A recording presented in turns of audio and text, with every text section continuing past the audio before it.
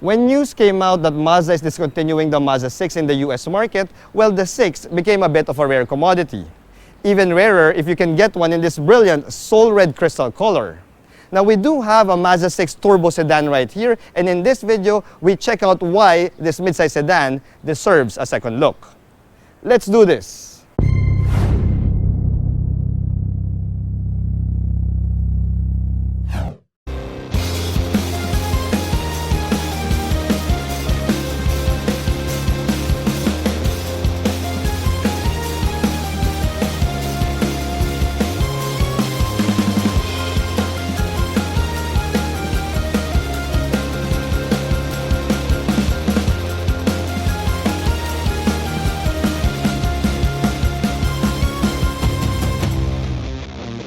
Hello guys, I'm Reagan and welcome back to another car review. If you're new to my channel, I hope you click that subscribe button and become part of the Reagan Strides family. If you're my subscriber already, sit back, relax, and enjoy the show. Oh, and also click that like button as well. Also special thanks to Mazda Philippines for lending us the Mazda 6 Turbo Sedan to do this review. Mazda has moved to the premium vehicle segment in recent years, which explains why most local Mazda owners are often viewed as rich folks. The Mazda 6 sedan also carries the same air of premium luxury, pretty similar to, let's say, a Euro sedan coming from BMW. Well, almost similar. However, the price of this Turbo Petrol 6 still remains at the same level as its Japanese counterparts, with this Turbo Petrol 6 retailing for only 2,250,000 Philippine pesos. Now, you do have to pony up a bit more money to get it in this brilliant soul red crystal color, but if you were to ask me, this color is absolutely worth it. Now, this Turbo Petrol 6 is at the same price level as the Diesel 6, so it all boils down to your personal preference. I've always viewed the Mazda 6 as one of the most beautiful sedans out there, and that view remains the same even up to now. The fact that it's becoming a rare sight nowadays adds to its appeal to me even more. Now, this Mazda 6 has a timeless design, and that is a hard fact, guys, because this design language is over 3 years old already. Now, we still get the same squinty adaptive LED headlights here that integrate well into that updated Kodo design front grille. We also get these muscular front fenders here that add a sinewy, even almost a feline character to the Mazda 6. Now, most midsize sedans can be bought in drab colors of black and white, but as I mentioned, if you get the Mazda 6 in this soul red crystal color and you add that extra cost, well, it's absolutely worth it because this Mazda 6 is a head turner on the road. The side profile shows off its smooth and flowing lines as if it's been sculpted by a master sculptor. Now, it would have been great if the Mazda 6 also got a set of wider rear fenders to go with those muscular front fenders, but then we'll just have to make do with those muscular front fenders for now. The Mazda 6 gets power folding side mirrors with LED turn signals, and we also have a set of 19-inch gunmetal wheels right here. Now, these wheels are wrapped in 225/45 R19 tires, which may seem to be on the skinny side for a midsize sedan, but then those skinny tires would translate to a lesser rolling resistance, which should improve your fuel economy, just by a little bit. Now, behind those wheels, we get four-wheel disc brakes, and for your suspension, we have a MacPherson setup in the front and an independent multi-link rear suspension at the back. Now, the ground clearance of this thing surprised me a little bit because it stands at 165 millimeters, which is a bit tall, and it didn't give me that same feeling when I was driving it because honestly, guys, this kind of feels lower than even the Mazda 6 diesel that I drove a few years ago. The rear end of the Mazda 6 gets the same simple and fluid design from Mazda. We get a pair of LED taillights here, plus a chrome strip in the center for that added elegance. Now, we also have a hint of a ducktail spoiler that's been molded into the top of the trunk lid, plus a pair of functional exhaust pipes, which adds to its sporty character. Now, when you pop open the trunk, you get 416 liters of trunk capacity, which is a bit on the small side for a midsize sedan, but then Mazda's always been known never to give us ample space. And the same could be applied to the Mazda 6, at least for the trunk space. Now, 416 liters is still enough though to fit a medium-sized luggage and a second one beside it, plus some smaller items on the sides. However, if you need more space than 416 liters, the seat backs fold down in fact, to effectively double your cargo capacity. This Mazda 6 is equipped with the more engaging turbocharged petrol engine than the naturally aspirated 4-cylinder that the base Model 6 gets. This is a 2.5-liter turbocharged 4-cylinder petrol engine that puts out 228 horses and 420 Newton-meters of torque. By all accounts, this is the most powerful motor in the local Mazda 6 lineup because even if the Diesel 6 has 30 more Newton-meters in terms of torque, well, this Turbo Petrol 6 is 30 kilos lighter. And when it comes to Mazdas, well, lightweight always takes a priority. Now, the power is sent to the front wheels via a 6-speed Skyactiv transmission, and during its week stay with me, I was able to get around 7.5 kilometers per liter in heavy city traffic, but when it cleared up, I was able to go up to 9 kilometers per liter, and when I took this out on a highway run, I was able to get as much as 14 kilometers per liter. The Mazda 6 cockpit hasn't really changed much in the past couple of years since I last reviewed it, but that's not necessarily a bad thing, especially since, well, Mazda pretty much got it right the first time around. Now, having said that, there are still some areas that needs a major update, and I will also discuss that with you in this video. Now, just like the Mazda 6 Diesel that I reviewed a few years back, this turbocharged 6 also gets the same brown Nappa leather treatment here inside the cabin. We get brown Nappa leather on both the power adjustable driver and passenger seats, and we also get brown Nappa leather pretty much all around splashes in the cabin. We even have stitched brown Nappa leather here at the sides of the center tunnel, which makes for a really good knee rest. Now, there are also some Alcantara inserts here. We've got Alcantara trim at the lower part of the dashboard and inside the door cards, which at first I'm not really fond of, but having driven this for a week, well, it is starting to grow on me. Now, the steering wheel here is also leather wrapped, and we also have buttons for your hands-free connectivity and cruise control, and we also have paddle shifters hiding behind the wheel. Now, the steering wheel also adjusts for tilt, and it also telescopes. So finding the perfect driving position, it's going to be quite easy. Now, when you look at your instrument gauge cluster, we have here a 7-inch colored multi-information display in the middle that is in a nice and analog format.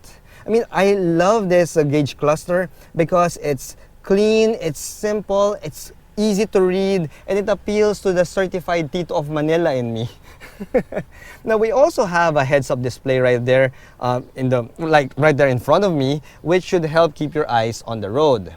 Now, when you go to the infotainment system, this is where my first bummer and major update comes into play.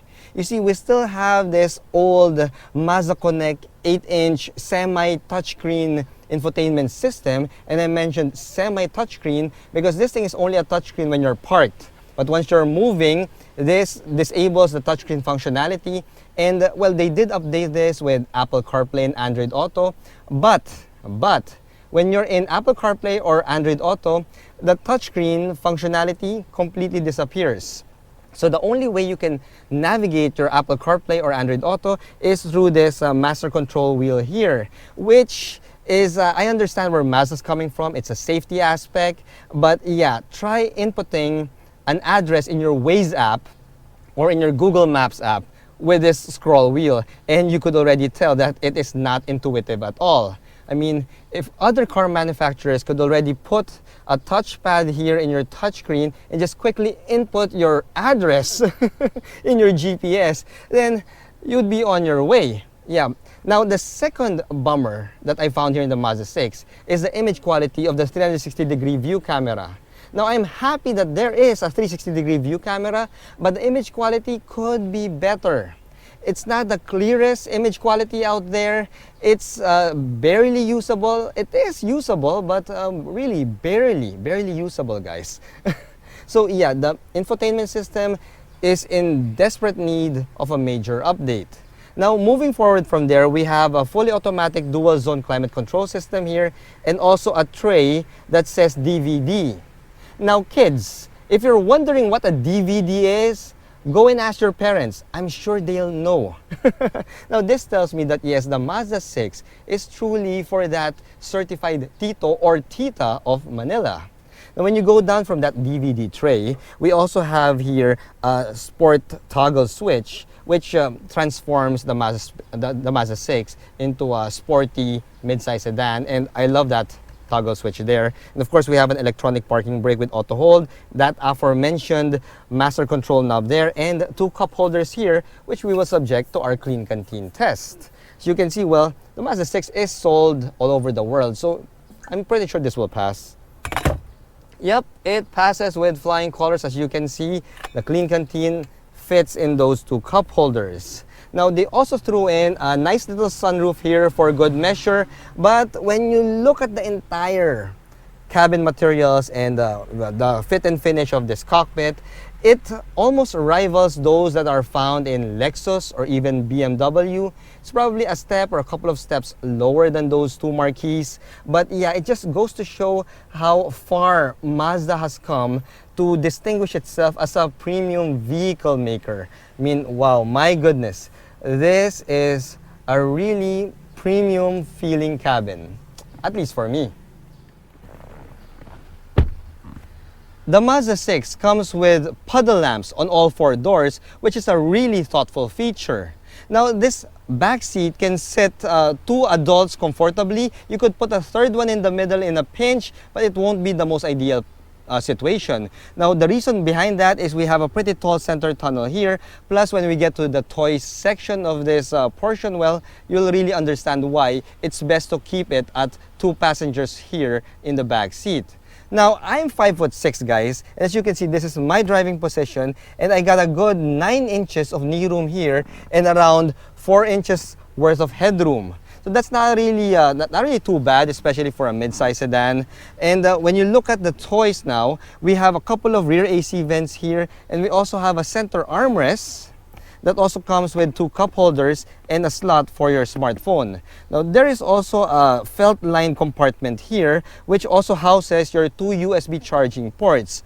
So imagine if you're here in the back seat and you're 3 across and you need to charge your device. Well, you're not going to be able to do that, especially because, well, the USB charging ports are found here in the center armrest.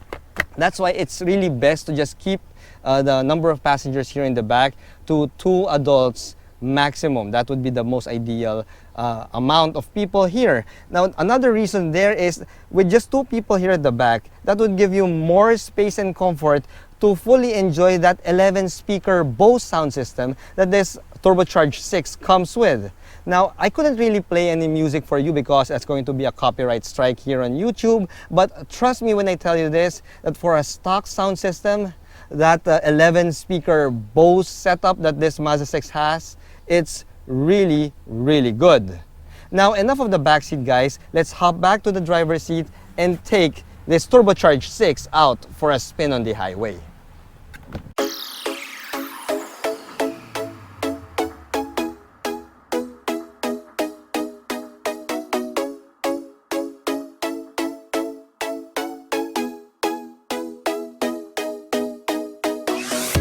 Alright guys, so we're now driving the Mazda 6 Turbo, and Mazdas have always been driver's cars, with the 6 being no exception. And I'm happy that Mazda decided to put a turbo in their Mazda 6.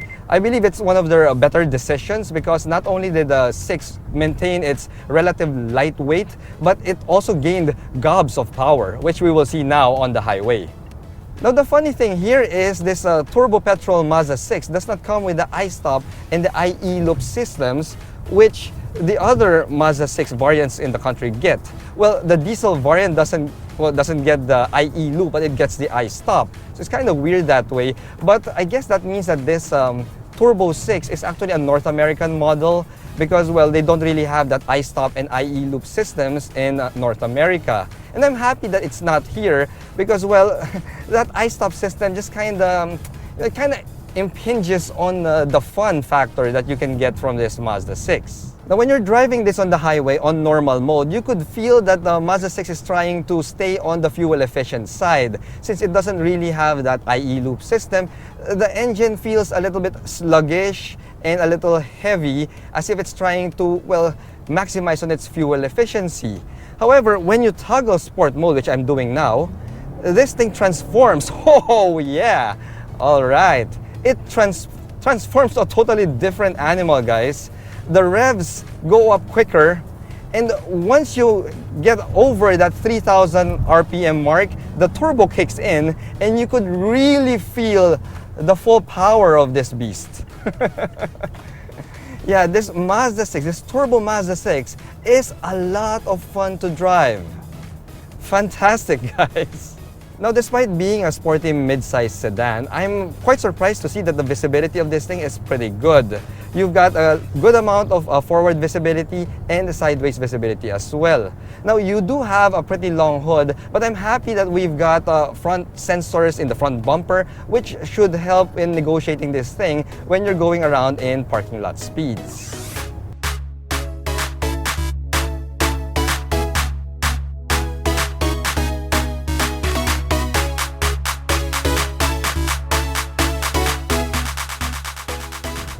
Now, another bit of surprise that I've discovered with this Turbo Petrol 6 is the steering feel. You see, when I drove the Mazda 6 diesel a couple of years ago, I was kind of disappointed with the steering feel because it was a bit too light.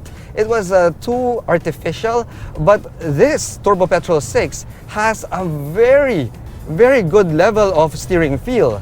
The amount of heft that you get is pretty good, and in fact, some people might even say that it's a bit heavy whenever you're driving around in parking lot speeds. But on the highway, like what we're doing now, I got a good amount of steering feel, and the turn-in is pretty sharp, as you can see. Yeah, the steering ratio is quick, and the turn-in is pretty sharp. In fact, this is almost the same type of steering response that I'm getting in my own Mazda Miata. And wow, I couldn't really believe it how Mazda tuned this Turbo Petrol 6 steering to be quite different from the Mazda 6 diesel. This one really feels like a driver's car. Now, when it comes to the NVH levels and the overall cabin comfort, well, this is a premium executive sedan, so you could expect stellar levels of cabin comfort and NVH. We've been driving on the highway here, but I don't get any road noise outside, and when I went up to the speed limit, well, I also didn't hear any tire noise. Those are plus points for the Mazda 6. Now, of course, being an executive sedan, this thing has a comfort tuned into it, but it is still one of the sportier options that you can get in the mid-size sedan category. Now, for safety, the Turbo 6 has got you covered. We get 6 airbags here, including curtain airbags. We also have ABS with EBD. We have stability control, and we have rear cross traffic alert and lane keep assist. So when it comes to the safety aspect, well, the Turbo 6 has got you covered. Overall, guys, the Turbo 6 offers an engaging and premium drive for people who have made it. It's essentially the family car for the Tito of Manila who loves to drive.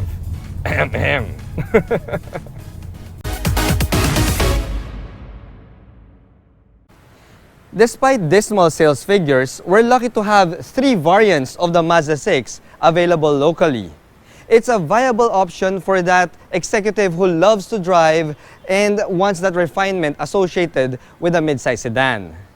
It also has Mazda Philippines 5-year free preventive maintenance service package, so that should make for hassle-free motoring.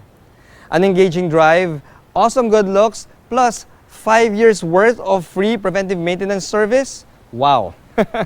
Now that, my friends, is what I call a good deal. Anyway, thanks for watching.